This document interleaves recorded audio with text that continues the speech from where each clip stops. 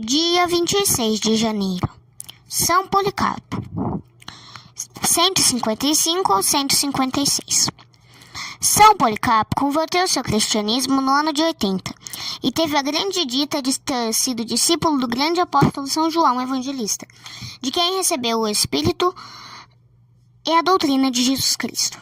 Em 96 recebeu a sagração episcopal e foi-lhe confiada a diocese de Esmirna. É possível que São João Evangelista, no livro Apocalipse, tenha se referido a Policarpo quando escreveu: "Sei tua tribulação é pobreza, porém és rico." E mais adiante: "Ser fiel até a morte e dar-te-ei a coroa da vida." Apocalipse capítulo 2, versículo 9. O santo bispo mártir de Antioquia, Inácio, alegrou-se muito com a visita de Policarpo e escreveu 2 epístolas importantes, uma a Policarpo e outra aos fiéis de Esmirna, em que lhes dá sábios ensinamentos sobre a santa doutrina. Policarpo administrou a diocese como um verdadeiro apóstolo, com firmeza e claridade, pela palavra e pelo exemplo. De sua autoria existe uma epístola preciosíssima aos Filipenses, cheia dos mais belos ensinamentos e sábios conselhos. No tempo de São Jerônimo, esta epístola costumava ser lida publicamente nas igrejas. Muitos infiéis converteram-se ao cristianismo, e para os fiéis Policarpo era um verdadeiro pastor. Já provecto em idade, fez uma viagem a Roma para tratar com o Papa Aniceto sobre a célebre questão da Páscoa. Em Roma encontrou muitos cristãos que se tinham deixado enganar pelos 2 hereges, Valentim e Márcio, e conduziu-os ao caminho da verdade. De volta para a Ásia, encontrou na diocese o decreto de perseguição, publicado pelo imperador Marco Aurélio. Foi o princípio de horrores para a jovem igreja. O governador de Esmirna preludiu a perseguição, pela condenação de 12 cristãos, que foram atirados às feras. Policarpo, vendo o rebanho em perigo, redobrou os esforços para conservá-lo na fé e confortá-lo na hora da tribulação. Os cristãos, por seu turno, inquietavam-se muito pela sorte do venerável bispo. Para salvar-lhe a vida, levaram-no a um sítio fora da cidade, onde o esconderam aos olhos dos fiscais do governo.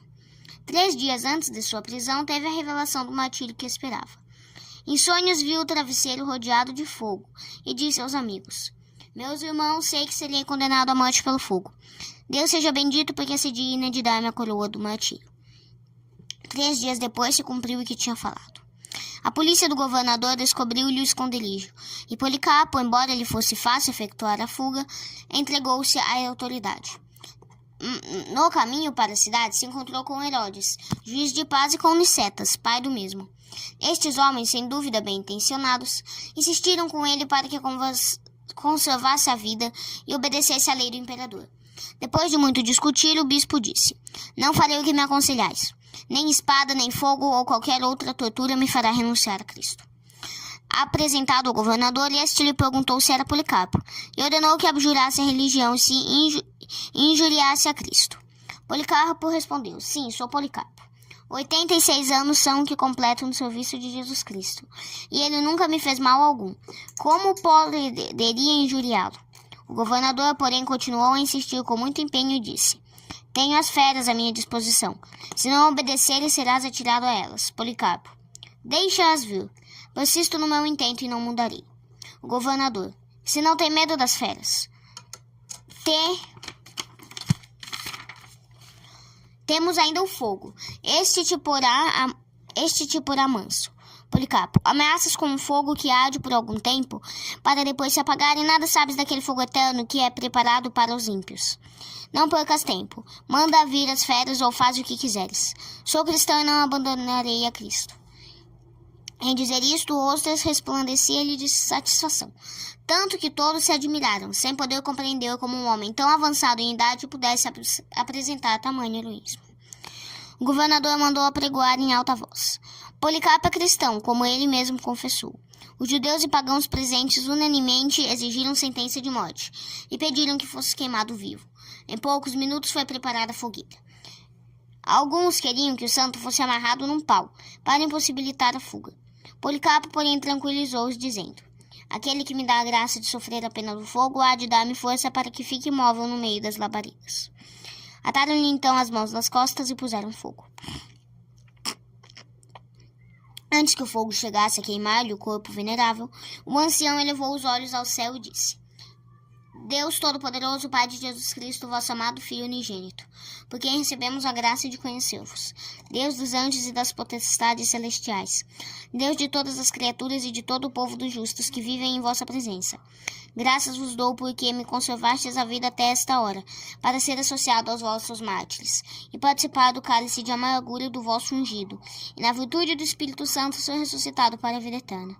Aceitai propício em união aquele sacrifício que, para vós preparastes, este meu holocausto e a mim mesmo, para que se cumpra o que me revelastes. Vós que sois Deus verdadeiro, eu vos louvo em todas as coisas, eu vos bendigo, eu vos glorifico, pelo eterno sumo pontífice, Jesus Cristo, e vosso dilecto Filho, que é convosco o Espírito Santo é louvado e honrado por todos os séculos. Amém. Apenas tinha o santo terminado a oração quando subiram as labaredas com todo vigor. Deus, porém, quis manifestar o seu poder e provar que não lhe faltavam os meios de proteger seu servo no meio do fogo. As chamas subiram de todos os lados, mas, maravilha, formaram um grande arco em redor do santo, sem que lhe queimassem um só cabelo. Ao mesmo tempo se espalhou um cheiro suavíssimo, como se fossem queimados doces perfumes. Pavor apoderou-se dos inimigos. Mas, como quisessem ver morto o servo de Cristo, recebeu o algoz a ordem de matá-lo com a espada. Assim terminou o curso glorioso do grande bispo, que, segundo a afirmação dos judeus e pagãos, tinha sido o primeiro mestre dos cristãos e o inimigo mais implacável dos deuses. Os judeus quiseram por todo o transe evitar que o corpo do mártir fosse entregue aos cristãos. Para este fim mandaram dizer ao procônsul: se entregares aos cristãos o corpo de Policarpo, eles abandonarão o crucificado para prestar honras divinas a este. Não sabiam, assim se exprimem os cristãos que escreveram as atas do martírio, que não podemos abandonar Jesus Cristo para adorar um outro. É verdade que veneramos os mártires, mas só porque são discípulos e imitadores de Jesus Cristo, e deram ao seu rei as provas mais claras de amor. Para terminar a contenda entre os judeus e cristãos, o capitão romano mandou lançar o corpo do mártir ao fogo. Diz ainda o protocolo: tiramos das cinzas os ossos, para nós mais preciosos